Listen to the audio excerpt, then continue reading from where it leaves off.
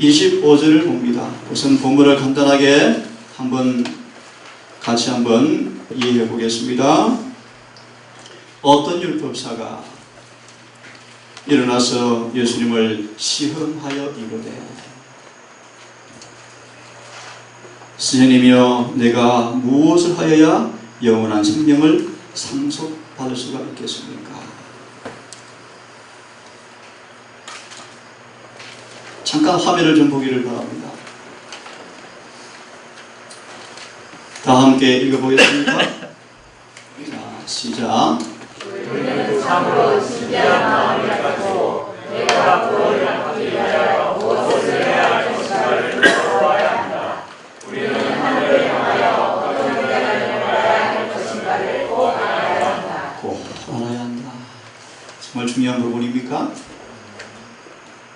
영감의 말씀하시기를 25절을 인용하시면서 가장 중요한 질문이다.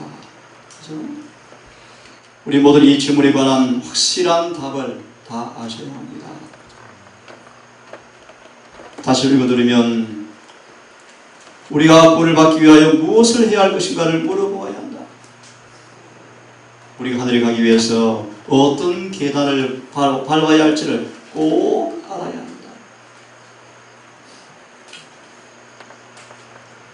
제가 좀 설명해 드리겠습니다. 영생의 소망은 박약한 근거의 기초에서는 안 된다. 박약이란 말은요, 빈약하다, 그죠? 허물어질 수가 있다, 희미하다. 영생에 대한 소망은 하나님과 우리 사이에 결정되어야 할 주제, 가장 중요한 주제이다. 그러나요? 그렇습니다. 오늘 어르신들을 위해 제가 진주의 비유로 좀 쉽게 말씀을 드릴 것인데요, 조금만 기다리십시오. 막연한 소망에 불과한 소망은 그대의 멸망을 초래하게 될 것이다. 내가 지금 구원을 받았는지, 내 죄가 사해지는지, 내가 거듭났는지, 내가 성령에 내지 하는지, 내가 성령의 사람 되었는지, 육신에 속한 사람인지 성령에 속한 사람인지, 자아가 정말 못 박혔는지, 어제 말씀처럼 보전서 15장 31절 사도 바울이 고백한 것처럼 내가 주 앞에 단언하노니 나는 날마다 죽노라. 그 의미가 무엇인지, 6장 14절 가라다의 말씀처럼 내가 예수님 십자가에 못 박혀 지금 있는지, 이 중요한 질문에 우리는 늘 경험적으로 답을 얻고 살아가야 한다고 말씀하십니다. 하나님의 말씀에 의해서 쓰거나 멸망할 것이므로 그대의 경우에 대한 증언을 얻기 위해서 그 말씀으로 향하지 않으면 안 된다. 내가 내 죄가 사해졌는가? 알아야 돼요. 뭘 아셔야 돼요? 알아야 되죠. 어디로 달려가 보셔야 돼요? 성령으로. 내 죄가 사함받았나? 내 거듭났나 진짜? 아셔야 돼요. 우리는 성령으로 향해야 한다. 그 말씀에서 그들은 그래서 인이 되기 위하여 무엇이 요구되는지를 볼 수 있을 것이다. 질문을 드릴까요? 그래서 인이 되기 위한 조건이 무엇입니까? 다시 읽습니다. 그대는 말씀을 향하여 나아가면 그래서 인이 되기 위해서 무엇이 요구되는지를 볼 수 있게 될 것이다. 그래서 인이 되기 위한 조건이 무엇입니까? 로마서 6장 1절로 3절이 잘 되어 있죠. 제가 그냥 한 구절을 봅니다. 3절의 말씀. 우리가 침례를 받음으로 그래서 인이 되어지면, 답을 드립니다. 그래서 인이 되기 위한 조건이 뭐죠? 침례를 받는 것입니다. 침례를 받는다는 뜻이 무슨 뜻입니까? 6장 4절부터 7절의 말씀 보시면 한마디로 말합니다. 죽은 자는 죄에서 해방되었느니라. 아멘. 영생의 조건이 있습니다. 우리는 그래서 인이 되셔야 합니다. 그래서 인이 되기 위해서는 그분과 합하여 침례를 받으셔야 합니다. 그 말의 의미는 6장 4절 6절은 말하기를 제 몸이 멸하여 다시는 죄를 숨기지 아니하게 하려 함이라고 말씀하십니다. 성경은 분명합니다. 어떻게 하여 영생을 얻으리까? 그래서 인이 되셔야 합니다. 차차 설명을 드리겠습니다. 구주 안에서 승리를 얻어 계산할 때까지 갑옷을 벗지 말고 싸움터를 떠나지 말라. 잠깐 오늘 제가 특별한 형식 없이 질문을 좀 드리고 답을 좀 얻었으면 좋겠습니다. 성경을 좀 들어오기를 바랍니다. 이사야 44장 22절을 한번 읽어보시겠습니까? 이사야 44장 22절입니다. 44장 22절을 읽기 전 제가 읽고 질문을 드리겠습니다. 자, 들으십시오. 44장 22절 편 55 들으시기를 바랍니다. 실물교훈 204페이지 5페이지 말씀인데 읽어드립니다. 읽고 질문을 드리겠습니다. 비유 속에서는 탕자의 잘못을 견책하거나 조소하는 장면이 전혀 없다. 그 다음 잘 들어보세요. 질문을 드릴 겁니다. 그 아들은 탕자는 자기의 과거가 용서를 받았고 잊어버린 바 되었으며 영원히 그의 죄가 도말되었다는 것을 느낀다 라고 말씀하시면서 이사야 44장 22절을 인용했습니다. 질문을 드리겠습니다. 9절을 같이 읽고요. 같이 읽습니다. 22절 시작. 내가 내 흠을 빽빽한 구름에 사라진같이 내 죄를 안개에 사라진같이 도말하였으니 됐습니다. 봐라.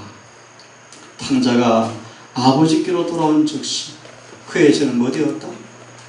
도말이 되었다. 질문 드립니다. 그러면 조사심판은 틀린 것이다. 봐라. 예수님은 탕자가 오자마자 죄가 뭐 되었다고 말씀하셨다? 도말 되었다고 말씀하시는데 재림교회에서는 뭐라고 가르치는가? 물론 그런 가르침이 있으면 좋겠지만 이 죄의 도말은 지성소 속죄 사업 때 이루어진다. 그러므로 조사심판 교리는 틀렸다. 여러분 어떻습니까? 성경 보십시오. 탕자가 돌아왔을 때 성경 뭐라고 말씀하십니까? 내 죄가 빽빽한 구름같이 사라졌고 안개의 사랑같이 내가 너희 죄를 도말하였으니 내게로 돌아와라. 아, 놀라워. 이미 돌아오기도 전에 뭐 했다? 도말시켰다. 무슨 말입니까? 무슨 말입니까? 시간 관계상 제가 바로 풀이해 드립니다. 전혀 문제가 없습니다.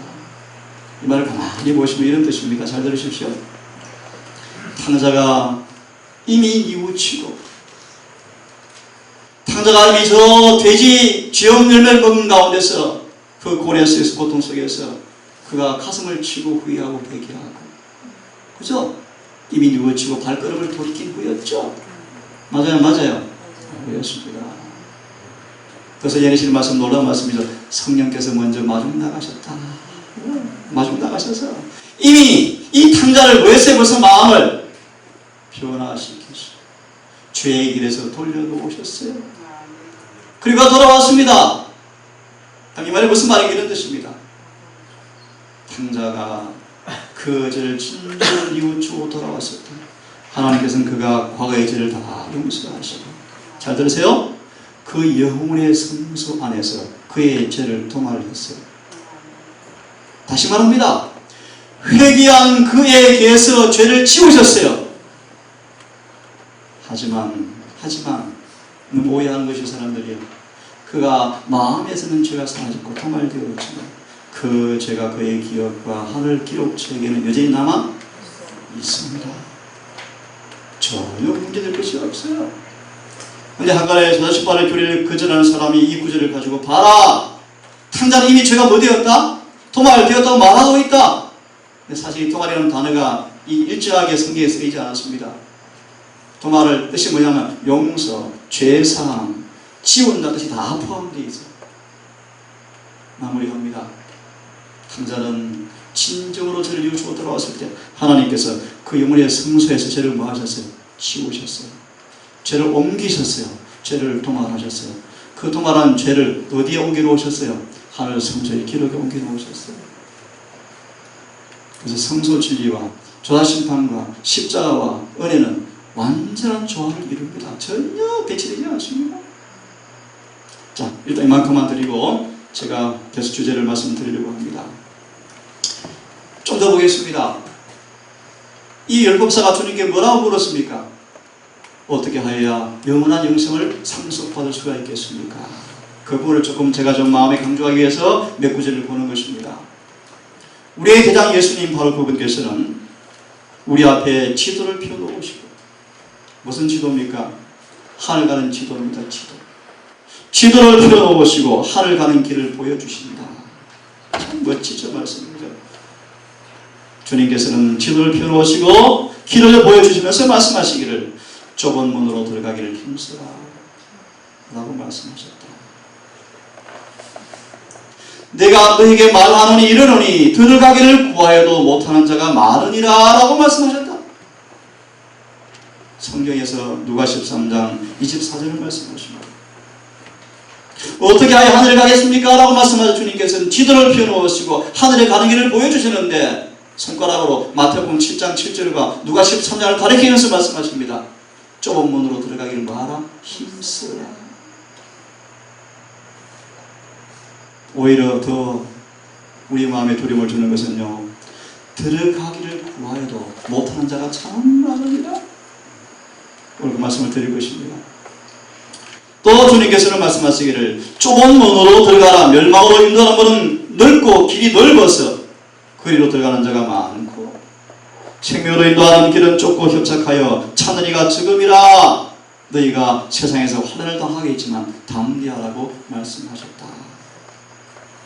다시 본문을 좀 돌아옵니다. 어떻게 하여 영원한 생명을 얻으리까라고 물었습니다. 26절에 잘 보십시오. 누가 10장 26절. 그분께서 그에게 이르시되 율법에 무엇이라 기록되어 있느냐, 어떻게 읽었느냐라고 말씀하십니다. 질문입니다. 이 율법사가 어떻게 해야 영원한 영생을 얻습니까? 라고 물었을 때 주님의 대답이 무엇이었습니까? 율법에 무엇이라 기록되었느냐, 어떻게 읽었느냐라고 이야기합니다. 시대성화 말씀하죠. 예수님은 이 율법사의 관심을 율법으로 주의를 환기시키셨다. 27절 기가 막힌 답을 합니다. 미리 말합니다. 답안지 100점이요.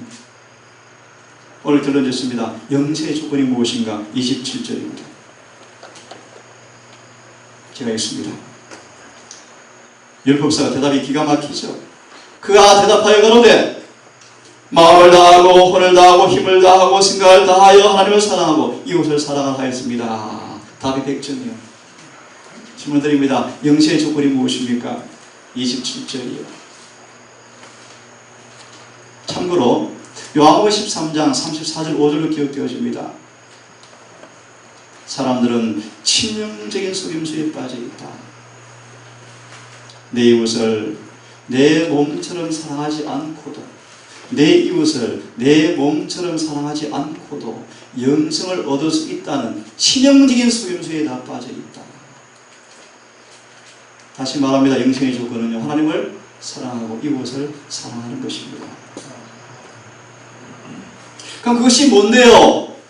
라는 그 답을 주님이 더 자세하게 풀어주었습니다. 그것이 선한 사마리아의 비유의 말씀입니다. 다시 말합니다. 이 말씀을 간단히 요약하고 본문 들어가겠습니다. 들으십시오. 어떻게 영생을 얻습니까? 율법을 좀 볼래?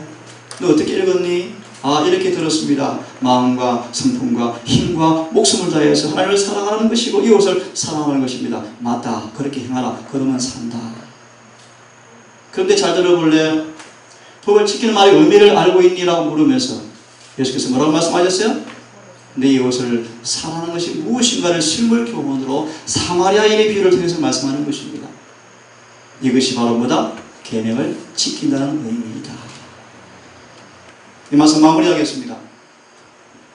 희대소방의 말씀을 그렇게 주석합니다. 이것이 바로 참된 거듭남의 증거이다. 이것을 말하는 거예요? 내 몸처럼 사랑하는 것입니다. 참고로 쉽게 하는 이해를, 내 이웃을 내 몸처럼 사랑한다는 뜻이 뭘까요? 여러분, 거창한 게 아니에요. 간단한 예를 드리겠습니다. 내 입장이라면 내가 어떻게 대접받기 원할까? 황금률. 그죠? 황금률을 지키는 사람들, 남에게 대접을 먼저 받고자 하는 사람들은 남을 먼저 말아 대접하는 사람. 다시 예를 들까요? 여러 번 드렸죠. 사라밧 가비요. 말씀을 의지해서 자기도 배가 고프지만 더 배고픈 사람을 위해서 뭐합니까? 나눠주는 거예요. 이것이 뭐요? 네 이웃을 뭐 하는 거예요? 내 몸처럼 사랑하는 거예요. 이해됐습니까?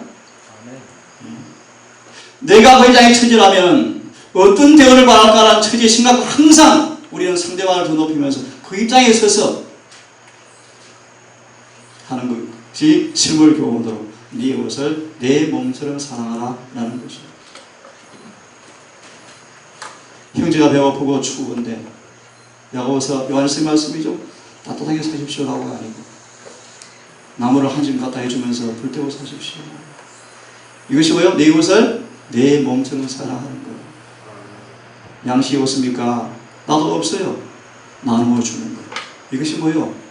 내 이웃을 내 몸처럼 사랑하는 것입니다. 예수님 그렇게 사셨어요. 이 말씀 다시 마무리합니다. 영생의 조건은 의심할 여지 없이 계명을 지키는 것입니다. 계명을 지킨다 말의 의미는 무엇입니까? 마음과 성품과 힘을 다해 삶을 살아가는 것입니다. 내 이웃을 내 몸처럼 사랑하는 것입니다.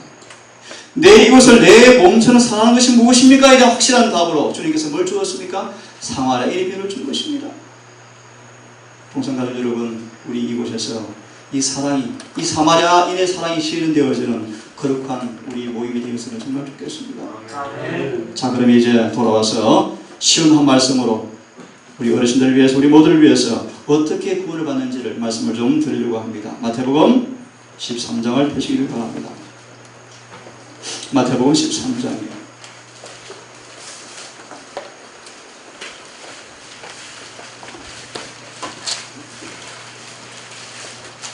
(45절과 46절을) 실물론 중심으로 간단하게 풀이해드리면서 말씀을 대신하려고 합니다.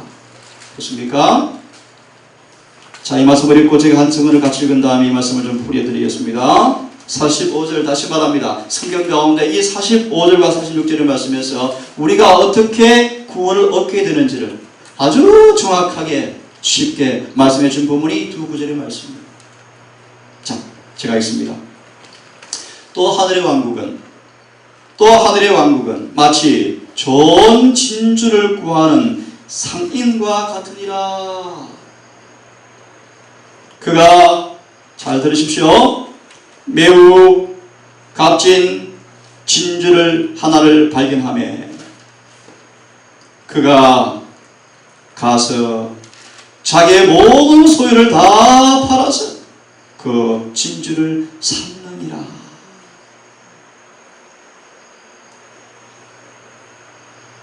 진주는, 예수님은 이 본문의 말씀을 통하여 사랑의 선물인 구원을, 무슨 선물요? 질문요. 선물은 조건이 있습니까? 없습니까? 조건이 있습니까? 없습니까? 없어요. 근데 잘 들어보세요. 사랑의 선물인 구원을, 구원이 뭐다? 사랑의 선물이다. 주님은 이 본문을 통해서 사랑의 선물인 구원을 값진 진주로 비유하셨다. 다시 질문드립니다. 구원은 뭐다? 사랑의 선물이다. 선물은 뭐가 없다? 조건이 없다. 그런데 성경은 노랗게 말씀하십니다. 값진 진주를 만남에 자신의 소유를 다 팔아 샀다고 성경은 말합니다. 무슨 뜻입니까? 분명히 구원은 사랑의 선물입니다. 에베소 2장 8절, 구원은 뭐다? 선물이다. 선물입니다. 근데 성경은 말하기를 값진 진주를 만남에 자신의 모든 소유를 팔아서 샀다고 성경은 말합니다. 잘 들으십시오. 이 본문에서 진주를 가리켜서 세 가지로 묘사합니다. 구원이 진주로 묘사되어 있습니다. 또 구원이 뭐로 묘사되어 있습니까? 예수를 영접한 우리가 뭘 얻게 되어지죠? 의. 그래서 의를 얻게 되어진다. 진주는 뭘 상징한다? 의를 상징한다. 순백에 흠도 점도 없는 큰 값비싼 모든 걸 팔아서 사고도 아깝지 않은 그 의를 가리킨다. 진주가 무엇인가? 예수를 영접하게 되어지면 예수 안에 흠도 점도 없는 거룩한 그분의 품성을 가리켜서 진주로 묘사하고 있다. 또 이 진주가 무엇인가? 또 이 진주가 뭘까요? 그리스도 자신을 가리킨다. 그래서 실물경을 보시면요, 이 진주를 세 가지로 묘사합니다. 뭐라 그랬죠? 사랑의 선물인 구원을 진주로 묘사하고 있고, 그 예수를 영접하실 때 의가 실현되어집니까? 그 의를 상징하고, 진주를 또 뭘 묘사합니까? 예수는 당신 자신을 가리킨다. 그리스도의 의는 순백의 진주처럼 결함도 없고 흠도 없다. 우선 정리합니다.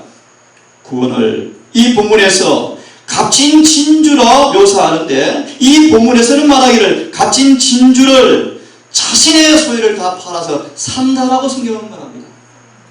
다시 문자적으로 해석합니다. 구원은 우리 가진 모든 소유를 팔아야 살 수가 있습니다. 일단 본문의 말씀이요, 그 말의 의미가 무엇인가를 말씀을 드리겠습니다. 자, 계속해서 말씀을 드립니다. 이런 성경의 말씀이 있어요. 고넬료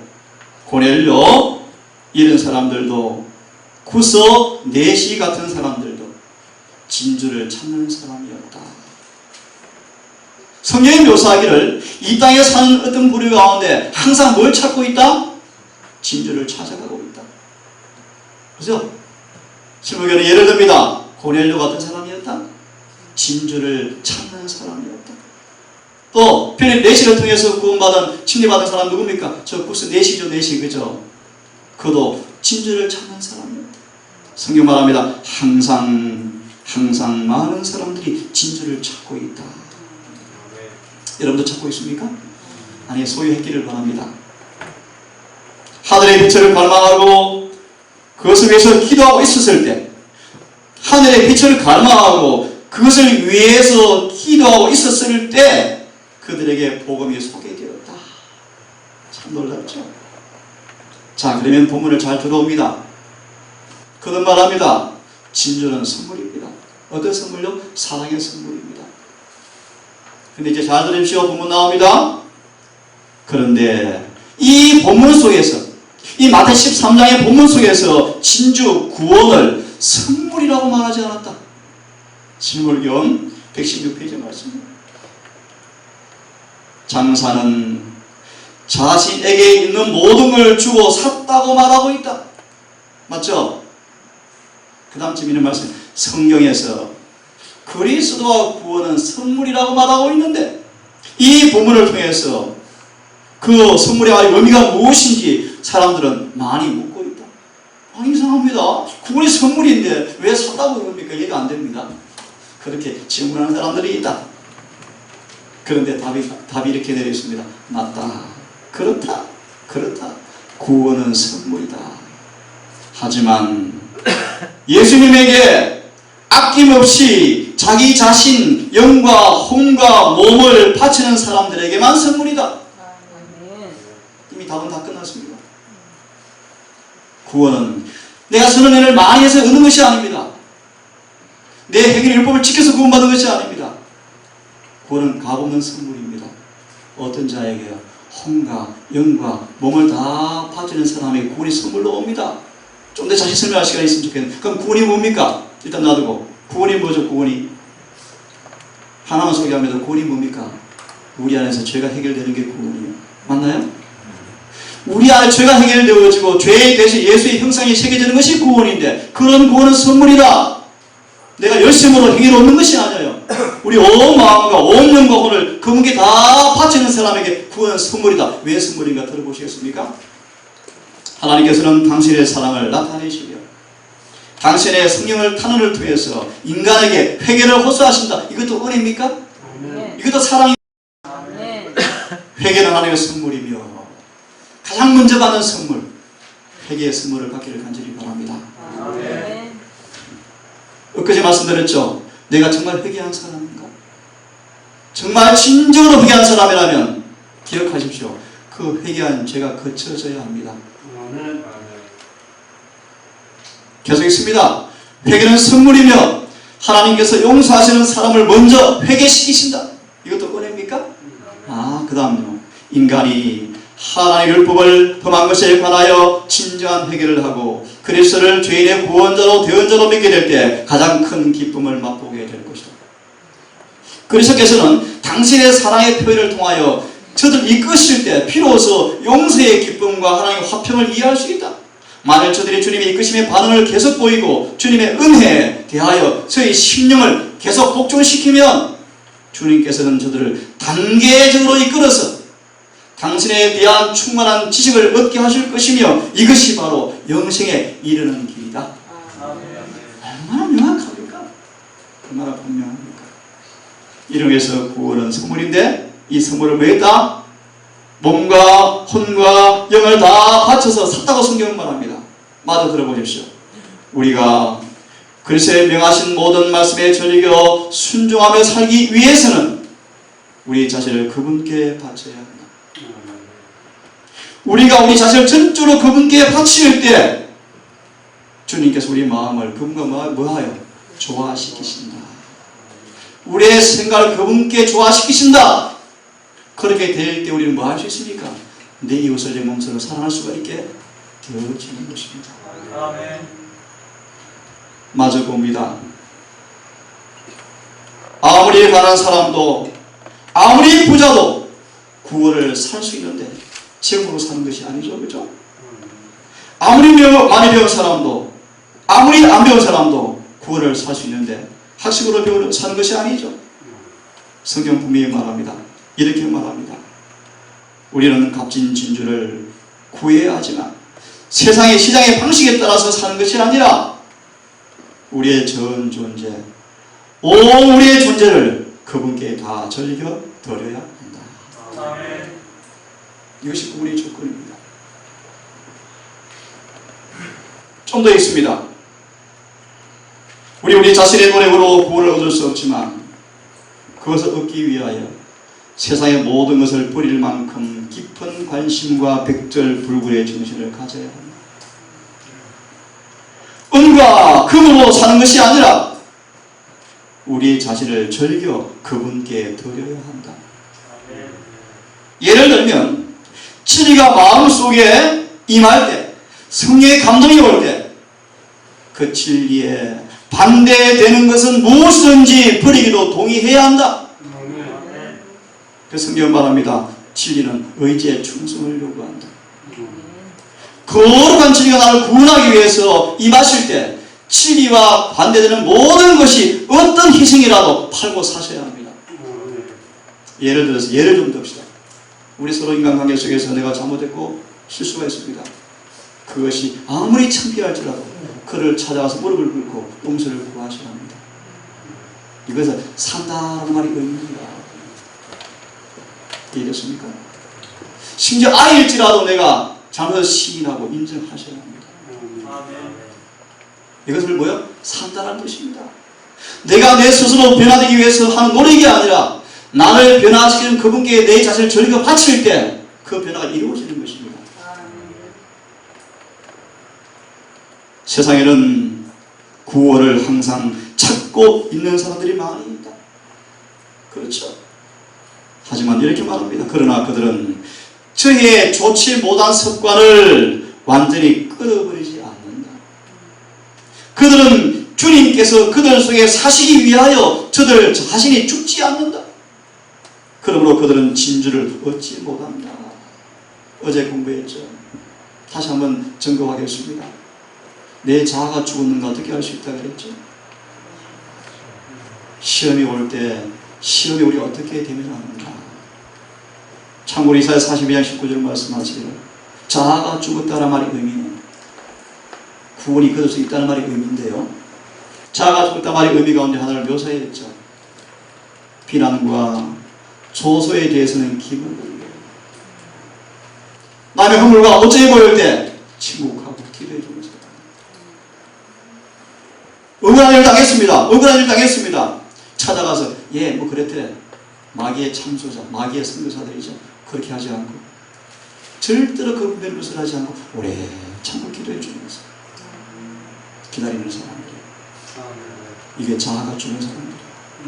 금방 안 외치면 막 참지 못하고 막 얼굴에 붉고 가서 이야기하고 옮기고 마치 그렇더라 그런 수근수근대고 남하게 종들이요.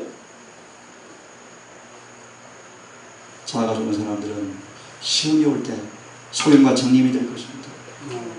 같은 얘기네요. 소경과 기머리가 될 것입니다. 여기 자아가 좋은 사람들이 어제 말씀드렸죠. 뭡니까? 로마서 6장에 말씀드렸죠. 죽은 자는 죄에서 해방되었느니라. 마저보고 마무리하겠습니다. 구원을 얻기 위해서 많은 사람이 찾고 구하고 나아가지만 그들은 귀한 진주를 얻지 못한다. 왜 그런가 들으십시오.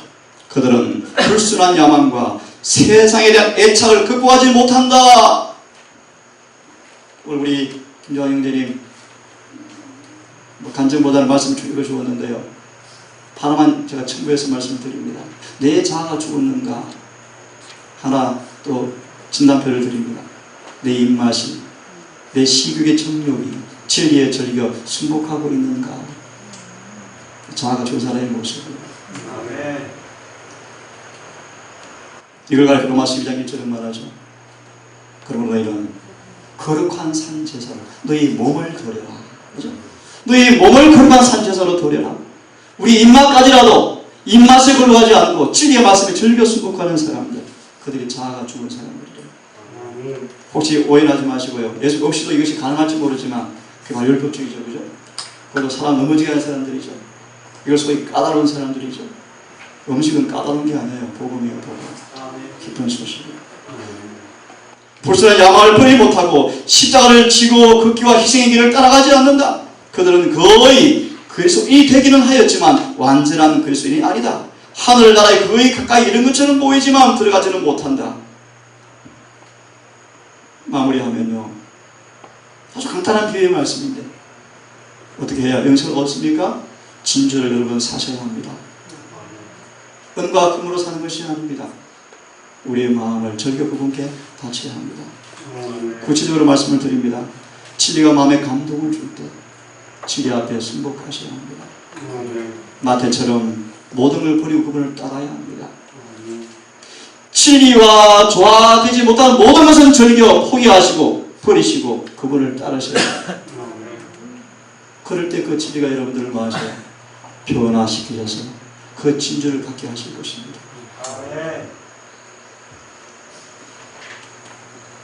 같이 읽어보겠습니다. 시작.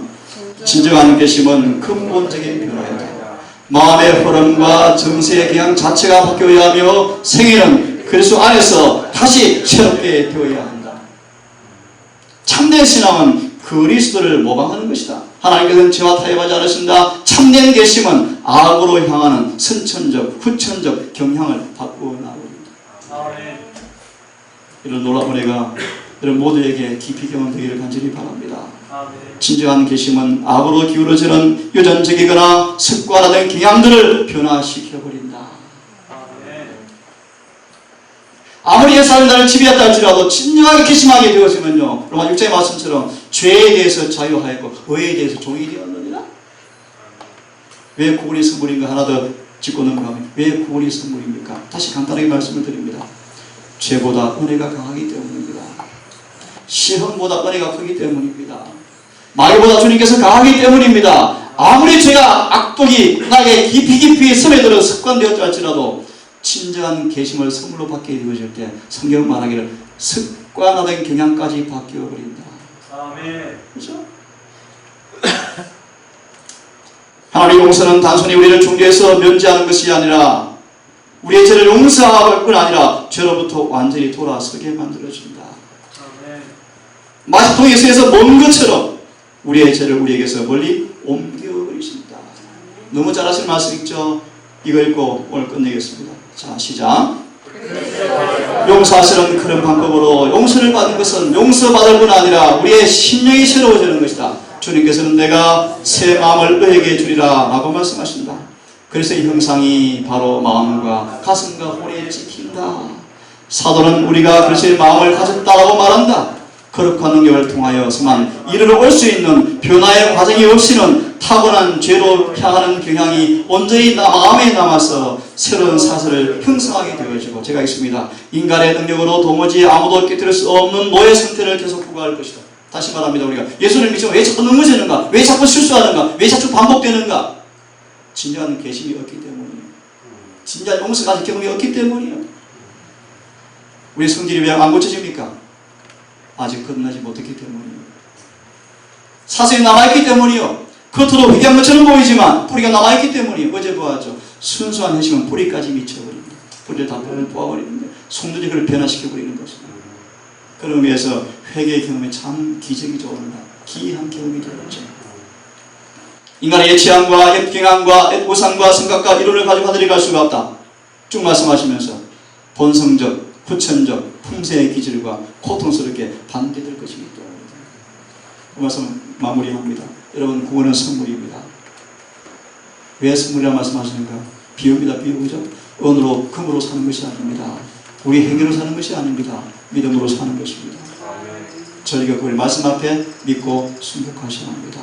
우리 의지를, 우리 애정, 우리 관심, 우리 모든 마음을 그분께 드리셔야 합니다. 어떻게 드릴 수 있습니까? 기도하십시오. 말씀으로 마음을 꽉 채우십시오. 진리가 마음의 감동으로 임하고 진리가 꽉 바뀔 때 성경 분명히 말씀합니다. 그 진리가 우리를 딱 마음을 붙잡아서 그분께 절겨 바치기 이끌어 가버려요. 오늘 안식일에 우리 마음속에 온 중심이 하늘의 사물과 우리 주님께 향하여서 주님께 우리 마음과 생각이 절겨 들어지는 현실을 통하여 사랑의 선물의 구원이 진주가 얻어지는 그런 경험을 하기를 간절히 바라겠습니다. 죄악은 산한 물처럼 우리를 위협하지만 피할 수 없는 그 은혜를 십자가 위에서 보았네. 죄악에 물든 이 영혼을 주님의 피가 씻어주네. 값없이 주시는 그 피에 눈보다 더 희게 씻으라. 아버지, 사랑의 선물인 구원의 값진 진주를 마태 13장 본문을 통하여 우리가 어떻게 소유할지를 우리에게 분명하게 말씀하셨습니다. 아버지, 무한한 사랑으로 이루어오는 노란 구원의 선물이 우리가 충만히 경험되어서 더 이상 사탄과 죄와 유혹의 노예가 되지 아니하고 하나님의 자녀의 자유의 나라에 경험하는 은혜의 왕국이 우리가 든든하게 세워지고 결코 요동하지 아니하는 그 경험이 우리 가운데 충만하게 있게 해 주시옵소서. 우리 동성 가족들 다시 한번 면밀히 말씀을 통하여 자신을 점검해보고 진리의 말씀이 성의 감동으로 마음에 와닿게 되어질 때 절겨 자신을 바치는 겸비한 모습을 통하여 우리 안에 성령께서 임하셔서 죄를 제거하시고 옮기시고 우리 안에 주님께서 임재하심으로 오는 구원의 선물을 다 받아들일 수 있도록 인도해 주시고 나아가서 그 구원의 선물을 더 이상 빼앗기지 않고 날과 주님과 사랑스러운 교제의 관계를 통하여 더 구원이 확실해져가는 그런 경험이 우리 모두의 경험으로 와닿게 인도해 주시옵소서. 오늘 해가시도록 사랑의 구원의 선물인 주님이 우리 모두 회중 가운데 거하시고 우리 마음 가운데 거하여 주셔서 해가 지도록 주님과 하나가 되는 그 관계를 잊지 않도록 하시고 그래 진정으로 행복한 귀한 안식일 될 수 있도록 우리 모두에게 긍휼을 베풀어 주시옵소서. 우리를 사랑하시는 예수님의 이름 의지하여 감사하며 기도 올리옵나이다. 묵상으로 예배를 마치겠습니다.